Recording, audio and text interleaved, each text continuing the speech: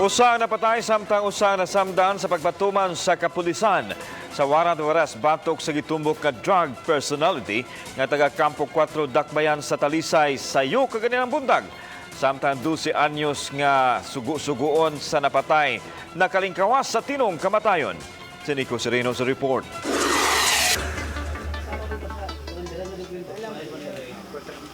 Nag-ubo na nga way kinabuhi si Remigio Atelio, 53 anyos, Minyo, taga Campo 4 sa Dakbayan sa Talisay.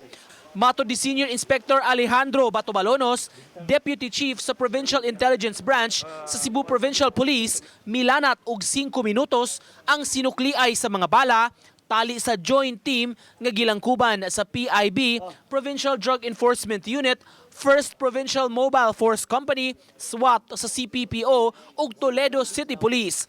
Miabot sila sa dapit alas 4 kaganihang kadlawon apan gipaabot nila nga muhayag-hayag tungod kay nasayod sila nga armado si Atelio ug mga kaubanan. Paggawasan na niya, kasambili na sa siyang M16, kasambili na itong iyang bandoler, no? Pagani mi kakuan iya nang ipabutan ng ato ang tropa diri Pikas wasi kay baw nga naapoy tropa diri sa Pikas side nga maumpoy ni banat niya. Nakaipsot ang laing duha ka mga kauban ni Atelio agi sa luyo sa Panimay. Apan nasayran sa PIB usa kanila samdan og natino nga anaa karon sa Tambalanan. Nakaikyas lang siya sa bintana sila duha si Jerome. Oo. Mao nang natamaan siya. Nya actually ang luyo gud ng balay gud pangpang. So na-identify gid siya ngadto sa ospital kay nakalapok man siya. Mga nagpuyo mihulagway nga susama sa fireworks ang mga buto-buto nga ilang nabatian sa yuganihang buntag. Giingon nga sa Campo 8 mihikling sa barangay ang grupo ni Atelio. Di may maka-identify, ang amua lang, nagtulamig na ay ga-birthday nga, nag-fireworks lang.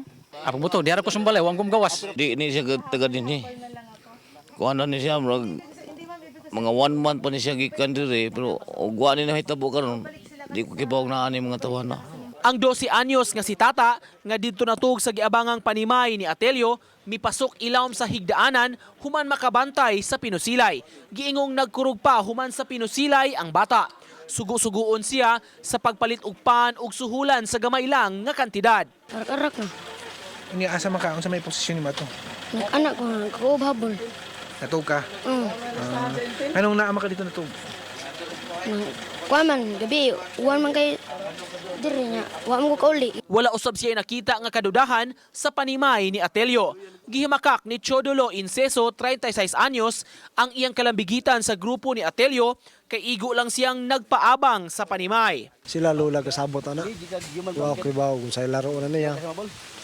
Gawa sa blanket, doon na ba yung blanket? Mare na yung pamilya, mayom kayo. Apan matod sa pulis, siya ang nitabang ni Atelio o kaubanan nga makatago sa bukiran nga dapit sa Campo 8. Nagkalain-laing mga armas de fuego, mga bala ug shabu ang nakuha sa joint operation.